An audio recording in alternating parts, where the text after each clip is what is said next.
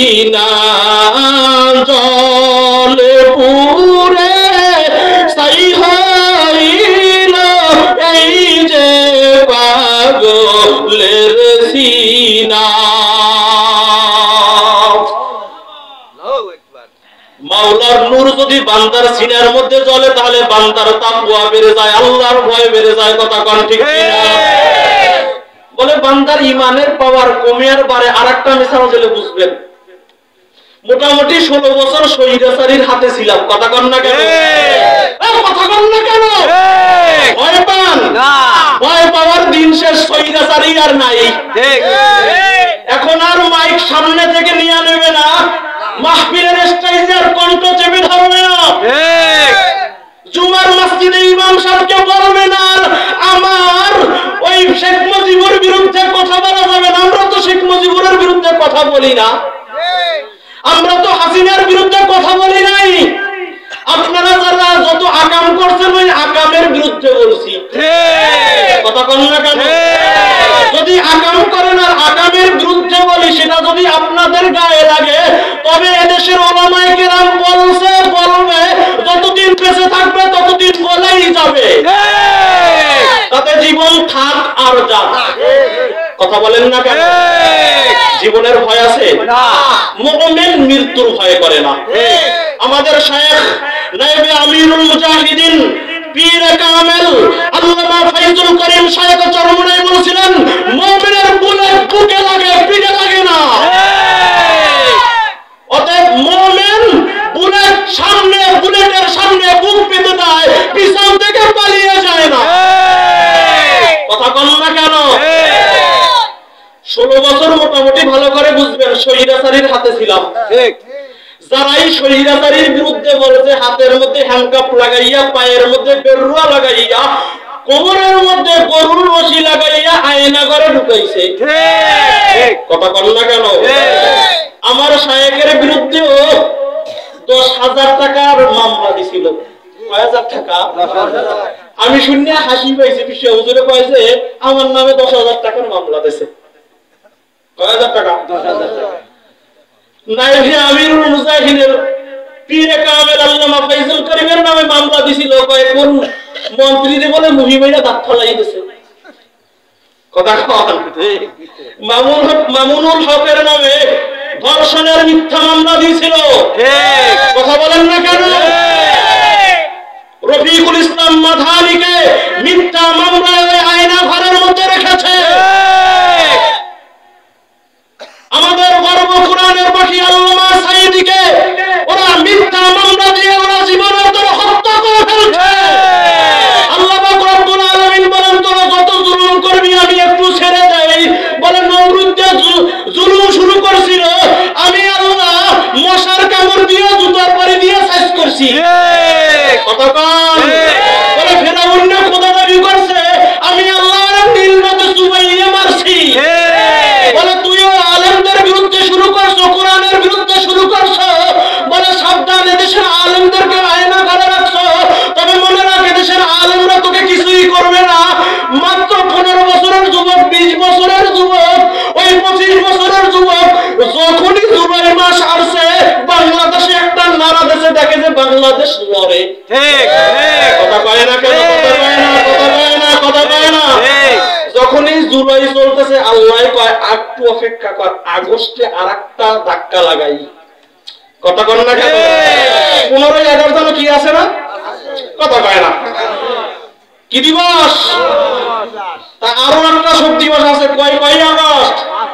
কথা কয় না? আল্লাহ কয় যে 5ই আগস্ট আসছে, মোটামুটি 1 তারিখ 2 তারিখ গেছে। আমাদের নায়েবে আমিরুল মুজাহিদিন শায়েখ চরমনাই যেই কথা সেই কাজ। শায়েখ বলেছিলেন আমার একটা কর্মীর গায়ে হাত দিলে আগে আমি ফয়জুল করিমের গায়ে হাত দিতে হবে। কর্মীকে ছেড়ে পালিয়ে যায় না, নিজের বুককে সামনে রেখে ওই স্বৈরাচারীর মস্তক ধাক্কা দেওয়ার জন্য 3 তারিখ যখন শাহবাগের দিকে অগ্রসর হলেন তখন দেখতেছেন আগের থেকে বাংলাদেশ আরো বেশি কাঁপা শুরু করছে। কথা কন না কেন? কথা কন না কেন? তখনই আমার শায়েখ চরমনাই বলছিলেন এই তালিমকে না হটা পর্যন্ত আমরা ঘরে ফিরবো না।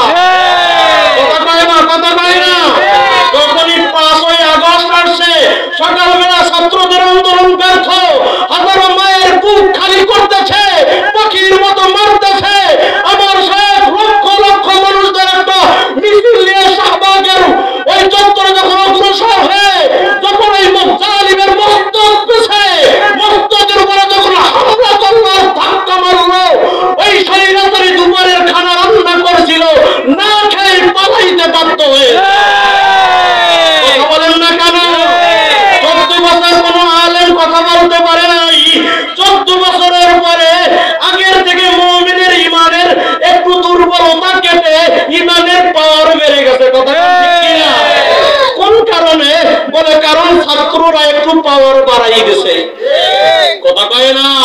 এটা কিসের পাওয়ার? কিসের পাওয়ার করে বলেন? ইমানের পাওয়ার। করে বলেন কিসের পাওয়ার? ইমানের পাওয়ার। এই ভয় পান, কথা কন না কেন? 14-15 বছরে দেশের আলেমরা কথা বলতে পারে নাই, কথা কন। কোরআনের কথা বলতে পারে নাই, হক কথা বলতে পারে নাই। এখন আর ওই স্বৈরাচারী নাই, এখন দেশের আলেমরা মুক্ত মঞ্চে কোরআনের কথা বলবে, হাদিসের কথা বলবে, আল্লাহর পথে দাওয়াত দিবে। নাস্তিক আর মুরতাদ আর বেঈমানের গোষ্ঠীদেরকে এদেশের মুসলিম জনতা তোয়াক্কা করে না, কথা কন। ভয় পান? আরো জোরে বলেন না। এদেশ মুসলমানের দেশ, এদেশের মুসলমান, এদেশের মধ্যে প্রায় 90% মুসলমান থাকে। এই দেশের মধ্যে মুসলমানদের আইন চলবে, এছাড়া কোনো নাস্তিকদের আইন চলবে না, বলেন কথা ঠিক কিনা? এদেশের কার্ল মার্ক্সের আইন চলবে না, এদেশের লেনিনের আইন চলবে না, এদেশের মধুসূদনের আইন চলবে না, এদেশের মধ্যে একমাত্র আইন চলবে মদিনার আইন। আরো জোরে বলেন আইন চলবে কার? জোরে বলেন কার? কার? জোরে বলেন। এখানে তো বলেন মদিনা বলেন, নির্বাচনের কালে তো আর একজন আর না, কথা কয় না, চলবে না। এই সময়কে আমরা সবাই বুঝি সেনা, কথা কয় না, কথা কয় না, কথা কয় না, কথা কয় না। আমরা সবাই দিয়ার সেনা, ওই করি না বলে দেব, কথা কয় না কেন? কথা কন। মাহফিলের মসজিদে এলে সব আল্লাহ, সব আল্লাহ, কথা কন, সব আল্লাহ। এখান থেকে বাইরে কয় সব আমার নেতার না। আল্লাহ হেদায়াত দান করেন, বলেন আমিন। আর আস্তে কন আমিন। আল্লাহ যারা আমিন কয় না ওকে মুক্ত বাঁচাইয়ে তুমি একটা কিছু করো, আরো জোরে পারেন না কেন? আরো আস্তে, আরো জোরে। এখন আপনারা আমার সাথে বলেন, আমরা কি মুসলমানের সন্তান জিয়ার সেনা হতে পারে? জোরে বলেন। মুসলমানের সন্তান মুজিব সেনা হতে পারে না? মুসলমানের সন্তান মুজিব সেনার স্লোগান দিতে পারে না? মুসলমানের সন্তান জিয়ার সৈনিক স্লোগান দিতে পারে না? মুসলমানদের একটাই স্লোগান হবে, আমরা সবাই রাসূল সেনা, ভয় করি না বুলেট বোমা, আমরা সবাই রাসূল সেনা। আরো জোরে জোরে জোরে জোরে জোরে রাসূল সেনা। হাত দুইটা কি শীতের ঢুকে হয়ে গেছে নাকি? হাত দুইটা সবাই উপরে উঠে বলতে হবে, আমরা সবাই রাসূল সেনা। জোরে জোরে জোরে জোরে, আমরা সবাই, রাসূল সেনা। আমরা সবাই রাসূল সেনা। গুনাহ ভয় করি না। আরো জোরে বলেন, আমরা সবাই রাসূল সেনা, আমরা সবাই রাসূল সেনা। ভয় করি না, ভয় করি না। আমরা সবাই রাসূল সেনা। আরো জোরে বলেন, রাসূল সেনা। নারায়ে তাকবীর, আল্লাহু আকবার। আমরা সবাই রাসূল সেনা, ভয় করি না বুলেট বোমা। ভয় করি না বুলেট বোমা, আমরা সবাই রাসূল সেনা। নারায়ে তাকবীর, আল্লাহু আকবার। ভয় পান না। এই নিয়ে আল্লাহু আকবারের আওয়াজ বেঈমানদের জন্য এক কম্পন, কথা বল না কেন? মুসলমানদের হাঁটা দেখিয়া বেঈমানরা টাস করে জমিনের মধ্যে লুটিয়ে পড়ছে, কথা কয় না? অতএব মুসলমানের হাঁটার আওয়াজ দেখলে ওরা ভয় পায়, ঠিক। কথা ঠিক না? আল্লাহ আমাদের সকলকে হেদায়াত দান করেন, বলেন আমিন। আর আস্তে কন আমিন। আল্লাহ আমাদের সকলকে কবুল করেন, বলেন আমিন। অতএব আমাদের আজ এক কথায় ঐক্যবদ্ধ হতে হবে। এদেশে আমরা 15-16 বছর এক স্বৈরাচারীর হাতে এদেশের ক্ষমতা দিয়ে আমরা কোরআনের কথা বলতে পারি নাই। এদেশের আলেমদের জবানকে ওরা চেপে রাখছিল, এদেশের আলেমদের জবানকে ওরা লুকিয়ে রাখছিল। অতএব দ্বিতীয়বার যদি কেউ চিন্তা ভাবনা করে ওই ক্ষমতাকে হস্তান্তর করে যদি আলেমদের দিকে আঙ্গুল তুলে দেয়, সেই আঙ্গুল মুসলিম জনতা ভেঙে দেবে, কথা ঠিক কিনা? এদেশের মুসলিম জনতা এবার ঐক্যবদ্ধ হয়েছে, এবার ক্ষমতা হবে ইসলামের ক্ষমতা, এবার ইসলামকে সংসদে বসাবে ইনশাআল্লাহ। কারা কারা রাজি আছেন? নারায়ে তাকবীর। আল্লাহ আমাদের সকলকে কবুল করেন, বলেন আমিন। আরো গান গাই বলে আমি বিদ্রোহী, সত্যের পক্ষে ডাকি বলে আমি বিপ্লবী, কোরআনের কথা বলি তাই বলে আমাকে মৌলবাদী, জিহাদের কথা বলি তাই বলে আমাকে উগ্রবাদী। আমি বিদ্রোহী, বিপ্লবী, মৌলবাদী, কেন জঙ্গিবাদী? জন্মের পরে কানে আজান কি দেয়নি, তুমি মৌলবাদী সারা হওনি। আবার মরণের পরে জানাজা পড়াবে, মরণের পরে জানাজা পড়াবে, তখন কোথায় পালিয়ে যাবি? বিদ্রোহী, বিপ্লবী, মৌলবাদী, কেন জঙ্গিবাদী? বিদ্রোহী, বিপ্লবী, মৌলবাদী, কেন জঙ্গিবাদী? বেহে নারী রে কেমন কথা, দাড়ি টুপি দেখলাই মাথা ব্যথা। আবার পর্দার কথা যখন বলি, বোরকার কথা যখন বলি, তখন বলে আমি ফতুয়াবাদী। বিদ্রোহী, বিপ্লবী, মৌলবাদী, কেন জঙ্গিবাদী? বিদ্রোহী, বিপ্লবী, মৌলবাদী, কেন জঙ্গিবাদী? অথবা আমরা সবাই হকের মধ্যে থাকবো তো ইনশাআল্লাহ? আরো জোরে বলে থাকবো তো ইনশাআল্লাহ? সবাই রাজি তো? ওই যুবক আপনারা রাজি? রাজি তো ইনশাআল্লাহ? নিজের জীবন আল্লাহর রাস্তায় দেওয়ার জন্য রাজি তো? না, মুসলমান ভয় পায় না। মুসলমান একমাত্র ভয় পায় কাকে? আরো করে বলেন, মুসলমান একমাত্র বাবা ভয় পাইবে আল্লাহকে। মুসলমানের একমাত্র আল্লাহ। মুসলমানের মাও আপন না, বাবাও আপন না, দাদাও আপন না, ছেলেও আপন না রে বাবা। মুসলমানের একমাত্র আপন আমার মাওলায়। আপনারা যদি বুঝে থাকেন বলেন এই দুনিয়ার মধ্যে সবচেয়ে আপন কে? আল্লাহ। একমাত্র দুনিয়ার মধ্যে আপন আমার মা, আমার বাবা। এই মা বাবার থেকে আপন আর কেউ নাই। মা যদি আমি অসুস্থ হই, মা ঘুমায় না, ওই বাবা ঘুমায় না বলে কেন আমার সন্তান অসুস্থ, ঘুম নাই। আমি একদিন অসুস্থ, প্রচন্ড জ্বর, ঘরের মধ্যে সামনের খাটের মধ্যে ঘুমায় রয়েছি, রাত্র 3টা, মাকে ডাকি না। বলে কেন? মাকে যদি এখন ঘুমটা ভাঙ্গাইয়া ফেলাই, মা হয়তো ঘুমাইতে পারবে না, দিনে কাজ বাজ করতে পারবে না। হঠাৎ এই কথা ভাবতে না ভাবতে দেখি মা আমার রুমে চলে আসছে। আমি বললাম, বাবু তুমি কেন ঘুমাও না? আমার এত কষ্ট হয়, তারপর আমি তোমাকে ডাকি না, তোমার ঘুম ভাঙ্গিয়া যাইবে। মা কয়, বাবা বারবার ঘুমের চেষ্টা করছি, কিন্তু আমার চোখের মধ্যে ঘুম আসে না।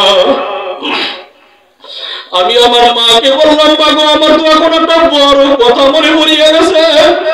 কিয়ামতের ময়দানে আমি যদি একটা নেকের জন্য ঠেকে যাই, তখন যদি আমি তোমার কাছে গিয়া বলি, মা গো একটা নেতা, তখন তুমি বলবা আমার কোনো সন্তানই ছিল না।